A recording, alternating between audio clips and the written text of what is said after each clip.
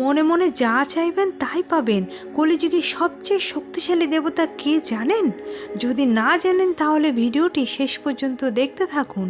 বন্ধুরা, খাটু শ্যামের মন্দির অনেক আছে, কিন্তু বিশ্বাস করা হয় যে রাজস্থানের শিকারে স্থিত এই মন্দিরটি খাটু শ্যামের সমস্ত মন্দিরের মধ্যে সবচেয়ে বিখ্যাত। খাটু শ্যামকে কলিযুগের সবচেয়ে বিখ্যাত ঈশ্বর বলে বিশ্বাস করেন অনেকে। খাটু শ্যামজি দর্শন পেতে প্রতিদিন লক্ষাধিক ভক্তের সমাগম হয়। বিশ্বাস করা হয় যে ভক্তরা এখানে ভগবানের দর্শন করতে আসেন এবং ভক্তি ভরে মনে মনে যা প্রার্থনা করেন তাদের সমস্ত মনোবাঞ্ছা পূর্ণ করেন খাটু শ্যাম। এবার সব থেকে গুরুত্বপূর্ণ বিষয় হলো এই খাটু শ্যাম এলেন কোথা থেকে। এর জন্য আমাদের চলে যেতে হবে মহাভারতে। মহাভারতে ভীমের পুত্রের নাম ছিল ঘটোৎকচ, তার পুত্রের নাম ছিল বর্বরিক। বর্বরিক বাবাই খাটু শ্যামজি নামে পরিচিত। শ্রীকৃষ্ণ বর্বরিককে নিজের নাম প্রদান করেন ও কলিযুগে বর্বরিকের পূজা হবে বলে আশীর্বাদ দেন। এই কারণেই বর্বরিকের অপর নাম শ্যাম। তপস্যা দ্বারা বর্বরিক নবদুর্গার কাছে এক শক্তিশালী অস্ত্র পান। সেই অস্ত্র ছিল 3টি তীর। আবার অগ্নিদেবের উপাসনা করে তিনি পেয়েছিলেন দিব্য ধনুক। এই 3টি তীর ও ধনুক দিয়েই তিনি শত্রুপক্ষকে নাশ করতে পারতেন, কারণ তীরগুলি শত্রুপক্ষের দিকে নিক্ষেপ করলে চোখের পলকে সেগুলিকে শত্রুপক্ষকে চিহ্নিত করে ও মৃত্যুদান প্রদান করে ফের তিনিতে ফিরে আসত। তবে এই সব কিছুর পিছনে বর্বরিকের উদ্দেশ্য ছিল শ্রীকৃষ্ণের হাতে মৃত্যু লাভ করা, কারণ তিনি জানতেন তার কাছে যে অস্ত্র আছে তাতে কৃষ্ণ ব্যতীত ত্রিভুবনের কেউ তাকে মারতে সক্ষম হবে না। বর্বরিক যখন যুদ্ধের জন্য অজেয়, ঠিক তখনই হস্তিনাপুরে বেজে উঠেছিল কুরুক্ষেত্রের যুদ্ধের দামামা। এক পক্ষে লড়বেন পাণ্ডবগণ, অন্য পক্ষে কৌরবগণ। রক্তের টানে বর্বরিককে বেরিয়ে পড়তে হয়েছিল কুরুক্ষেত্রের রণক্ষেত্রের উদ্দেশ্যে।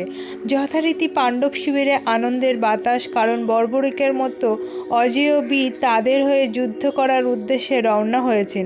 কিন্তু বর্বরিক শুধু অমোঘ অস্ত্র আনেননি, সঙ্গে এনেছিলেন গুরুকে দেওয়া একটি প্রতিজ্ঞা। তার প্রতিজ্ঞা ছিল যুদ্ধে যে পক্ষ দুর্বল বর্বরিককে সবসময় লড়তে হবে সেই পক্ষের হয়ে। এতেও কারোর চিন্তা করার কারণ ছিল না, কারণ গাণিতিকভাবে পাণ্ডবগণ দুর্বল। কিন্তু সবাই খুশি হলেও শ্রীকৃষ্ণ খুশি হতে পারছিলেন না, কারণ তিনি বর্বরিকের এই প্রতিজ্ঞার আসল স্বরূপ ধরতে পেরেছিলেন। তিনি জানতেন দুর্বল আর সবল পক্ষ একটি আপেক্ষিক ব্যাপার। এরপর শ্রীকৃষ্ণ ছদ্মবেশ ধারণ করে বর্বরিকের সামনে গেলেন এবং বর্বরিককে বোঝালেন যে যুদ্ধে দুর্বল পক্ষ একটি আপেক্ষিক সত্য। ধরা যাক আজ সে পাণ্ডবদের হয়ে লড়াই শুরু করলো, কৌরবরা তো অচিরেই নিশ্চিহ্ন হয়ে যাবে। এরপর কৌরবরাই হয়ে যাবে দুর্বল পক্ষ। সুতরাং প্রতিজ্ঞা মতো সে তখন দল পাল্টে তাদের হয়ে যুদ্ধ করবে। এরপর নির্মূল হওয়ার পালা পাণ্ডবদের, অর্থাৎ শেষ পর্যন্ত বর্বরিক নিজে ছাড়া আর কেউ বেঁচে থাকতে পারবে না। এরকম যুদ্ধ হয়ে লাভটা কি? বর্বরিক ব্যাপারটা বুঝতে পারলেন, কিন্তু ক্ষত্রিয়দের প্রতিজ্ঞা বলে কথা, উপায় তো কিছু নেই। তবে এর কোনো সমাধান থাকলে তা ব্রাহ্মণবেশী শ্রীকৃষ্ণের কাছে জানতে চাইলেন বালক বর্বরিক। তাতে শ্রীকৃষ্ণ বললেন এর সমাধান হলো যুদ্ধে অংশগ্রহণ না করা। অনেক ভেবে শ্রীকৃষ্ণের প্রস্তাবে সম্মত হতে পারল না বর্বরিক, কারণ ভবিষ্যৎ প্রজন্ম এতে মনে করবে বর্বরিক কাপুরুষ ছিল, তাই যুদ্ধে যোগ না দেওয়ার কোনো প্রশ্নই ওঠে না। সমস্ত প্রয়াস ব্যর্থ হওয়ার পরে শ্রীকৃষ্ণ এবার তার মোক্ষম চালটি চাললেন। বর্বরিকের কথা শেষ না হতেই ব্রাহ্মণবেশী শ্রীকৃষ্ণ বলে উঠলেন ভবতী ভিক্ষাং দেহি, অর্থাৎ যেহেতু তিনি দরিদ্র ব্রাহ্মণ ভিক্ষুকের ছদ্মবেশে তার সাথে কথা বলছিলেন, তাই তিনি এবার ভিক্ষা চাইলেন। বালকটি বললেন, বলুন ব্রাহ্মণদেব, কি ভিক্ষা চাই আপনার?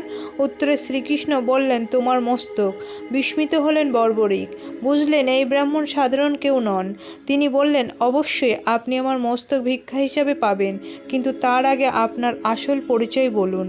শ্রীকৃষ্ণ এবার স্বরূপে আবির্ভূত হলেন বর্বরিকের সামনে। স্বয়ং জগৎপতিকে চোখের সামনে দেখে আনন্দ অশ্রু নির্গত হতে থাকলো বর্বরিকের। তার সারা জীবনের সাধনা যার হাতে বীরগতি প্রাপ্ত হওয়ার, আজ তিনি নিজে তার মস্তক ভিক্ষা চেয়েছেন। এর থেকে বড় প্রাপ্তি তার জীবনে আর কী বা হতে পারে? বর্বরিক বললেন, প্রভু, আপনার আদেশই শিরোধার্য, কিন্তু আমি যে নিজের চোখে কুরুক্ষেত্রের যুদ্ধ দেখব বলে অনেক আশা নিয়ে এসেছি। আপনি তো করুণা সিন্ধু, আপনি কি আমার মৃত্যুর পরেও আমাকে কুরুক্ষেত্রের যুদ্ধ দেখার সুযোগ করে দিতে পারেন না? বর্বরিকের গভীর ভক্তি দেখে করুণার উদ্রেক হলো ভগবান শ্রীকৃষ্ণের মনে।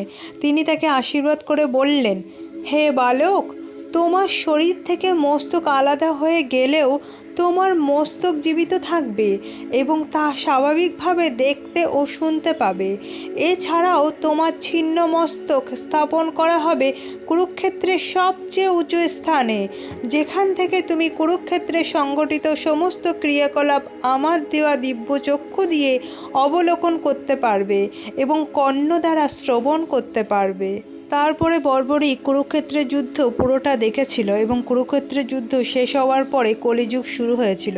বর্বরিকের মৃতদেহ আগেই ভাসিয়ে দেওয়া হয়েছিল নদীতে, এখন তার মাথা পুঁতে দেওয়া হয় মাটিতে। শ্রীকৃষ্ণ বর্বরিকের এই আত্মত্যাগে সন্তুষ্ট হয়ে বর দেন যে কলিযুগে আমার জায়গা নিয়ে তুমি দুষ্টের দমন করবে, আমার নামেই লোকে চিনবে তোমায়। সেই বরে ভারতে বিভিন্ন প্রান্তে খাটুশ্যামজি নামেই পূজিত হন বর্বরিক। রাজস্থানে খাটু নামক একটি ছোট্ট গ্রামের খাটুশ্যামজি মন্দিরে একটি ছিন্নমস্তক পূজিত হয় খাটুশ্যামজি নামে। আবার শ্যাম বাবা নামেও তিনি পরিচিত অনেকের কাছে। কথিত আছে যে এইখানে বর্বরিকের প্রথিত ছিন্নমস্তক খুঁজে পাওয়া যায় আনুমানিক 1000 খ্রিস্টপূর্বাব্দে এবং তৎকালীন রাজা রূপসিংহ চৌহান স্বপ্নাদেশ পেয়ে সেই জায়গায় মন্দির প্রতিষ্ঠা করেন।